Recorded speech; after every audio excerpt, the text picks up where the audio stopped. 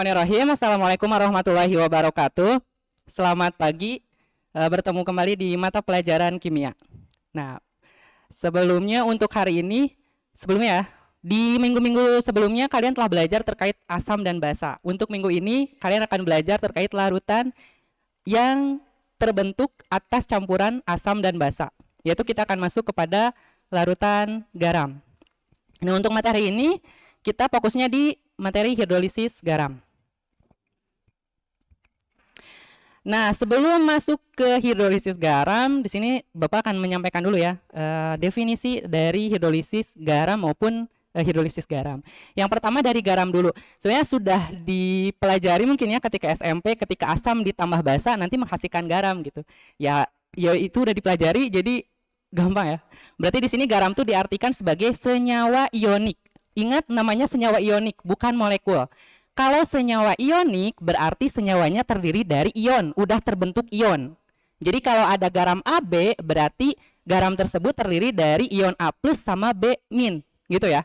Beda dengan yang kemarin larutan asam basa, itu namanya molekul. Molekul ya, senyawanya molekul. Jadi kalau ada larutan misal ada HCl, ya berarti HCl gitu, H berikatan dengan Cl. Bukan H+ Cl- gitu ya. Tapi ketika udah dilarutkan baru jadi H+ sama Cl- gitu. Tapi kalau senyawa ionik belum dilarutkan pun udah bentuknya ion gitu. Jadi kalau misal ada garam AB berarti udah garamnya itu terdiri dari ion A+ sama B- gitu ya. Jadi bedanya yang kemarin dengan materi yang kemarin. Lanjut, garam itu senyawa ionik yang merupakan hasil reaksi antara asam dan basa. Udah disampaikan tadi di awal. Kalau garam itu terbentuk dari asam dan basa gitu. Ada lanjutannya lagi yang akan terdisosiasi. Ingat, minggu kemarin kalian belajarnya ionisasi. Sekarang kalian akan belajar istilah baru yaitu disosiasi. Beda ya. Ionisasi sama disosiasi itu beda. Kalau ionisasi pembentukan ion dari molekul. Itu kalau ionisasi ya. Ionisasi, pembentukan ion dari molekul. Itu ya poinnya kalau ionisasi. Kalau disosiasi, penguraian ion menjadi ion. Sip, itu poinnya ya. Jadi jangan tertukar, jadi jangan sampai nanti bilang larutan HCl terdisosiasi. Tidak, tapi harusnya larutan HCl terionisasi. Karena HCl itu molekul. Tapi kalau misal larutan garam, nah jangan nyebutin larutan garam terionisasi. Kalau garam itu udah bentuk ion, ingat ya, garam tuh sudah berbentuk ion gitu. Jadi kalau garam nanti nyebutnya larutan garam terdisosiasi gitu. Tapi sama-sama aja ya terbentuk ion gitu, tapi bedanya asalnya gitu. Terdisosiasi sempurna di dalam air menjadi ion-ionnya, baik itu garam. Sekarang ke hidrolisis. Kalau hidrolisis itu berasal dari dua kata ya. Bahasa Yunani yang pertama ada hydro, artinya air, dan lisis, penguraian. Dari sini juga udah bisa ke artiin ya. Berarti hidrolisis berhubungan dengan penguraian molekul air gitu. Oleh siapa? Karena namanya hidrolisis garam berarti penguraian molekul air oleh ya nanti ada namanya kation sama anion yang berasal dari garam. Makanya di sini dapat didefinisikan hidrolisis garam itu adalah reaksi antara kation atau anion. Lah kenapa enggak reaksi antara garam aja? Ingat di pengertian awal kalau garam itu terdisosiasi dalam air gitu. Membentuk ionnya, membentuk kation sama anion. Kalau kation plus, anion minus. Berarti reaksi antara kation atau anion, garam, atau keduanya. Jadi bisa reaksinya kation dengan air, anion dengan air, atau kation dan anionnya dengan air. Ada 3 macam ya. Yang menyebabkan penguraian molekul air. Penguraian molekul air sudah dipelajari di minggu sebelumnya. Membentuk H+ atau H3O+ dan membentuk OH-. Itu jangan sampai lupa ya materi yang itu. Nah, karena garam itu terbentuk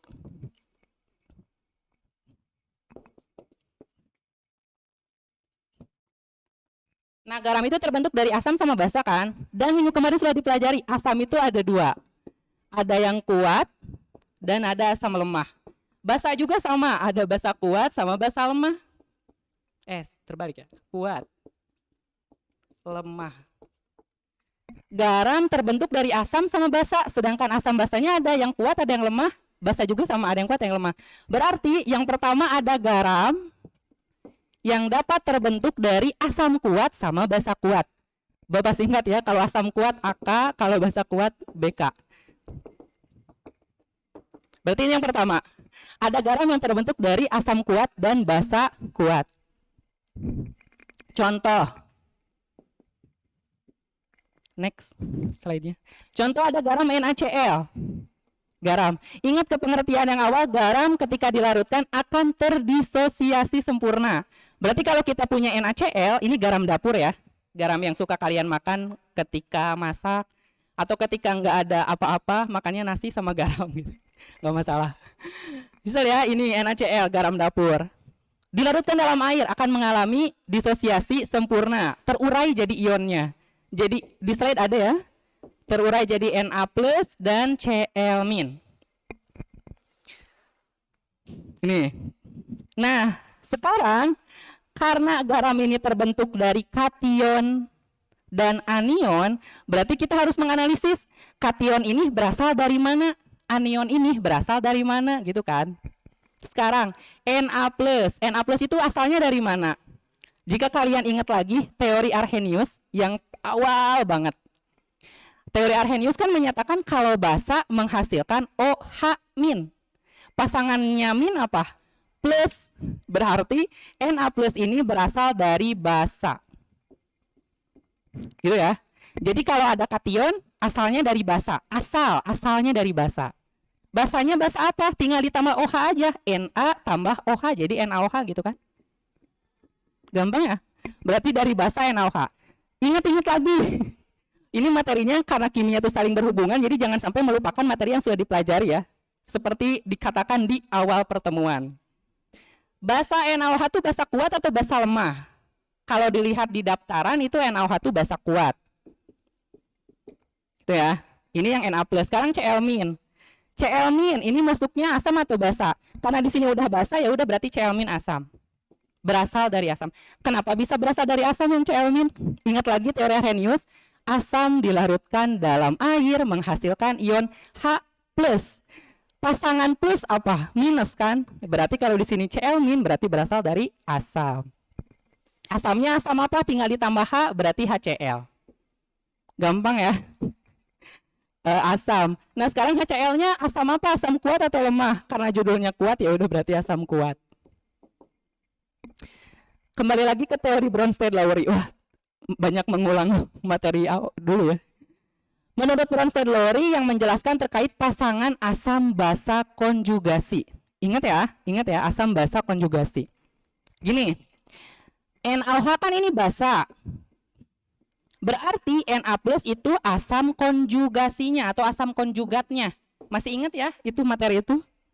Kan namanya juga pasangan. Berarti pasangan basa NaOH itu Na+ sebagai asam asam konjugat. Nah, ini ya yang harus perhatikan. Kalau NaOH-nya kuat, kalau basanya kuat, berarti asam konjugatnya lemah. Kebalikan. Ingat ya, kebalikannya. Kalau basanya kuat berarti asam konjugatnya lemah. Berarti Na+ ini lemah. Lemah. HCl asam kuat berarti basa konjugasinya lemah. Tinggal dibalik. Kalau ini asam berarti sini basa konjugasi atau basa konjugat. Karena di sini kuat berarti di sini lemah. Gitu. Kalau di sininya lemah, asam konjugatnya lemah, basa konjugatnya lemah, mereka tidak akan bisa menarik air. Tidak akan bisa menarik air. Makanya kalau Na+ ditambah air tidak akan bereaksi. Karena Na+ tidak dapat menarik H dari H2O. Gitu ya. Makanya di sana di slide dituliskan Na+ tambah H2O disilang kan? Karena Na+ lemah. Dia tidak bisa menarik air dan bereaksi dengan air gitu. Pun dengan yang Cl-. Cl- itu lemah, berarti dia tidak bisa menarik air. tidak bisa berikatan dengan air. Akhirnya di sana dituliskan Cl-, ion Cl- ditambah H2O tidak bereaksi. Karena tidak bereaksi dan tidak menguraikan air. Ingat ya, hidrolisis itu kan menguraikan air kan, penguraian air tadi definisinya. Karena kation Na+ dan anion Cl- tidak bisa menguraikan air, maka garam ini tidak menyebabkan hidrolisis. Jadi kalau ada garam yang terbentuk dari asam kuat dan basa kuat, itu tidak menyebabkan hidrolisis atau penguraian air. Jadi airnya nggak terurai gitu. Sip. Karena air tidak terurai, berarti tidak ada H+ berlebih, tidak ada OH- berlebih. Akhirnya sifatnya itu netral. Netral berarti pH-nya 7. Gitu ya. Bisa dipahami? Bisa. Sekarang yang kedua. Tadi asam kuat sama basa kuat. Sekarang next ke asam lemah plus basa kuat. Asam lemah plus basa kuat. Slide-nya, Nick. Di sini contohnya ya, yang garam dari asam lemah dan basa kuat. Itu ada CH3COONA. Ada CH3CONH, natrium asetat gitu ya. Garam dilarutkan dalam air terdisosiasi menjadi ionnya. Berarti menjadi ion CH3COO- dan ion Na+. Gitu ya. Sekarang tinggal dianalisis lagi. Ion CH3COO- itu berasal dari mana? Ion Na+ itu berasal dari mana? Gitu kan. Ingat lagi. Kalau ininya anion, berarti itu berasal dari asam. Gitu ya. Jangan bingung lagi kalau ada min, oh itu berasal dari asam gitu kan, tadi udah dijelaskan di awal ya. Berarti CH3COO- ini berasal dari asam. Asamnya asam apa? Tinggal ditambah H di dieuna gitu tah, di akhirna. Berarti jadi CH3COOH gitu. Sekarang lihat di daftar CH3COOH itu asam lemah atau kuat? Ya, asam lemah. Ingat lagi yang awal? Kalau asamnya yang awal ya. Kalau asamnya kuat berarti konjugatnya lemah. Kalau ini asamnya lemah berarti konjugatnya kuat. Dibalikin ya, tinggal dibalikin. Sip. Na+, Na+ berasal dari mana? Dari basa. Karena ada plus ya. Udah ketahuan, berarti dari basa. Basanya basa apa? Tinggal ditambah OH, jadi NaOH. Tadi udah dipelajari, NaOH itu basa kuat. Kalau ininya kuat, basanya kuat, berarti konjugatnya lemah. Ya, gampang ya, tinggal dibalikin. Yang lemah tidak dapat menarik air. Berarti yang kuat bisa menarik air. Karena di sini ada yang kuat, konjugatnya yaitu yang ini ya. CH3COO- yang berasal dari asam lemah, maka CH3COO- yang dapat bereaksi dengan air dan memecah dan menguraikan air. CH3COO- ditambah H2O. Ininya kesetimbangan ya, lupa.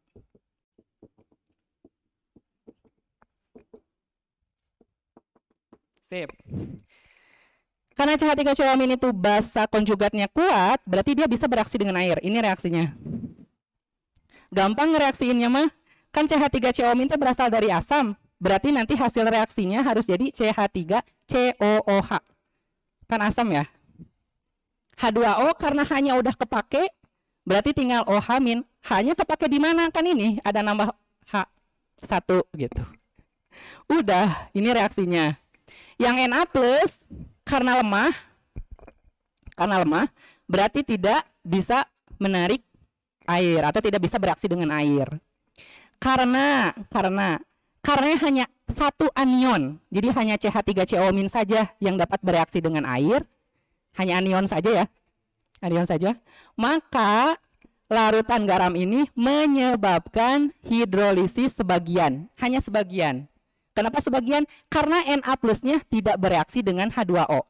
Hanya CH3COO- yang bereaksi dengan H2O. Jadi hidrolisisnya sebagian atau hidrolisis parsial. Sekarang sifatnya apa?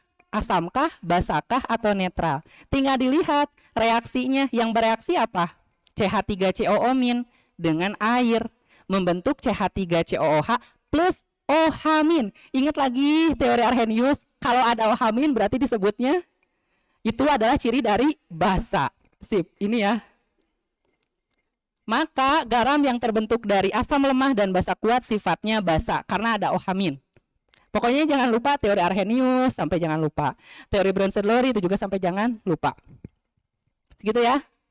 Yang ketiga, tadi udah asam lemah sama basa kuat. Sekarang yang ketiga ada garam yang terdiri dari asam kuat dan basa lemah. Contohnya, slide-nya biar sama contoh. NH4Cl ya. Ya, NH4Cl. Yaudah, tinggal diuraikan NH4Cl terdisosiasi menjadi NH4 plus sama Cl min gitu ya. Plus berarti berasal dari basa. Udah ini lagi ya, gak perlu diuraikan lagi. NH plus berasal dari basa. Cl min berasal dari asam karena min. Sekarang tinggal dianalisis NH plus ini berasal dari asam dari basa kuat atau dari basa lemah? Enggak ya? NH4 plus itu berasal dari NH3. Loh, kenapa enggak NH4OH? Kenapa ya? Iya, sebenarnya kalau kalian melihat strukturnya ya, struktur NH4OH tuh nggak ada, tapi yang ada tuh NH3. Makanya di sini Bapak nggak nulisin NH4OH. Karena nggak ada rumus bukan nggak ada rumus strukturnya, di faktualnya tuh nggak ada gitu, nggak ada NH4OH, tapi di buku-buku emang banyak NH4OH ya, tapi di faktualnya tuh nggak ada. Yang ada tuh NH3 yang larut dalam air, yang dalam H2O gitu, yang adanya. Cl min tadi udah tahu itu dari HCl. Tinggal dianalisis lagi, NH3 ini dari basa apa? Basa kuat, basa lemah. NH3 itu basa lemah.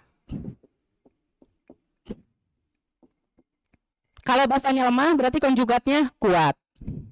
Udah pinter ya. Kak, ini HCl asam apa? Asam kuat. Kalau asamnya kuat berarti konjugatnya Cl minnya lemah. Kita tinggal lihat konjugat mana yang kuat. Konjugat NH4 plus kan. Nah, karena NH plus kuat berarti NH4 plus yang akan bereaksi dengan air. Nggak cukup. NH4 plus bereaksi dengan air. Karena NH4 plus itu berasal dari NH3, ya langsung aja tulis NH3 ditambah H3O plus. Udah. Karena di sini ada H3O plus, berarti sifat larutan garamnya asam, gitu ya. Menurut Arrhenius, asam itu ketika dilarutkan dalam air menghasilkan ion H plus atau H3O plus. Ini nih, asam. Sekarang hidrolisisnya hidrolisis apa? Karena yang bereaksinya cuman kation NH4 plus, sedangkan anionnya tidak bereaksi, Cl min tidak bereaksi kan dengan air, maka hidrolisisnya ya hidrolisis sebagian atau parsial. Sip, bisa ya. Jadi garam yang terbentuk dari asam kuat dan basa lemah sifatnya asam dan menyebabkan hidrolisis sebagian atau parsial. Sekarang yang terakhir, yang lemah sama yang lemah. Contohnya yang lemah dan yang lemah, di sini coba. Itu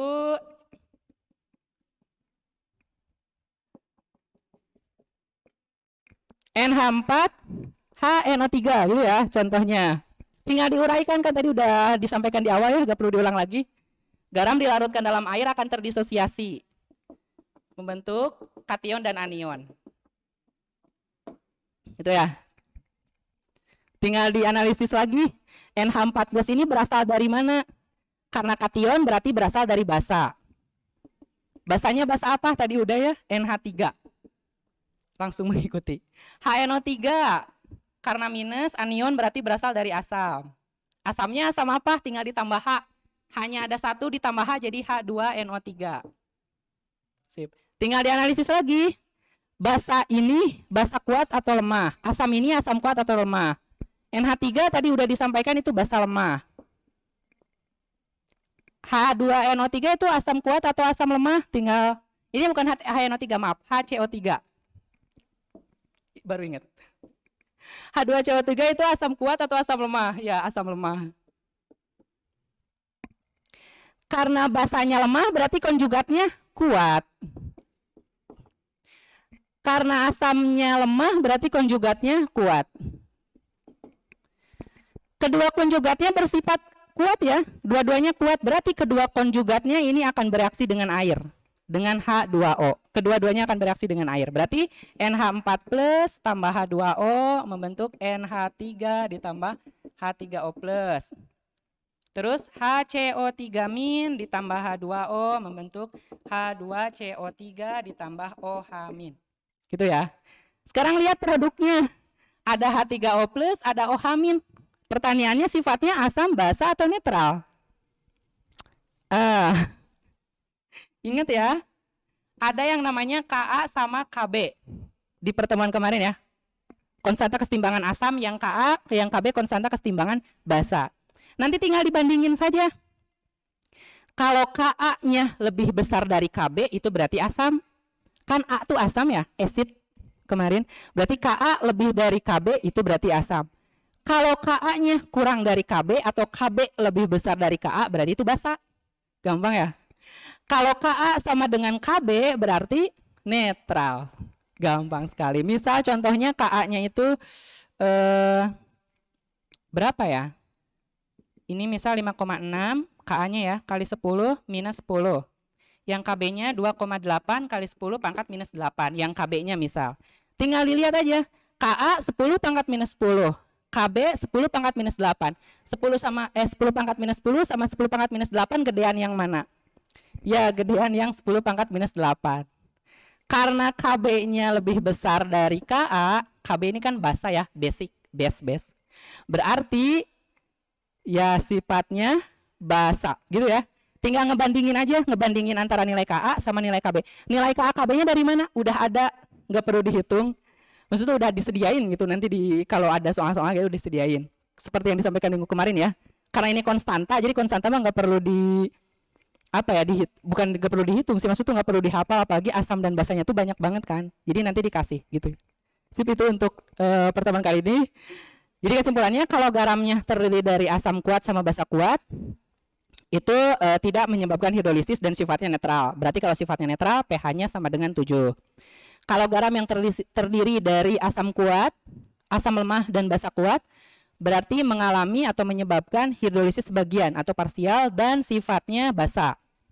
Terus garam yang terbentuk dari asam kuat dan basa lemah menyebabkan hidrolisis sebagian atau parsial dan sifatnya asam. Sedangkan kalau yang garam yang terbentuk dari asam lemah dan basa lemah itu mengalami hidrolisis total, bukan mengalami ya, menyebabkan hidrolisis total. Karena kedua-duanya ya, anion sama kationnya bereaksi dengan air gitu. Jadi hidrolisisnya hidrolisis total dan sifatnya dipengaruhi oleh nilai Ka dan Kb. Kalau Ka lebih dari Kb asam, Kb lebih dari Ka basa, Ka sama dengan Kb netral. Baik, itu untuk materi awal ya, terkait jenis dari larutan garam dan juga sifat dari larutan garam. Harapannya biar kalian lebih paham juga di materi hidrolisis ini, kalian juga harus udah hafal asam kuat tuh ada apa aja, asam lemah tuh ada apa aja, basa kuat ada apa aja, basa lemah ada apa aja. Kalau itunya masih bingung, maka kesini itu nggak akan bisa ngerjain gitu. Karena nggak akan tahu mana asam kuatnya yang mana, asam lemahnya yang mana gitu. Jadi ingat ya, kalian harus bisa mengetahui contoh asam kuat, basa lemah, asam lemah, basa kuat. Itu harus dipegang. Baik, itu untuk pertemuan kali ini. Mohon maaf atas kesalahannya. Terima kasih atas perhatiannya. Silakan untuk dipelajari kembali. Sekian. Assalamualaikum warahmatullahi wabarakatuh.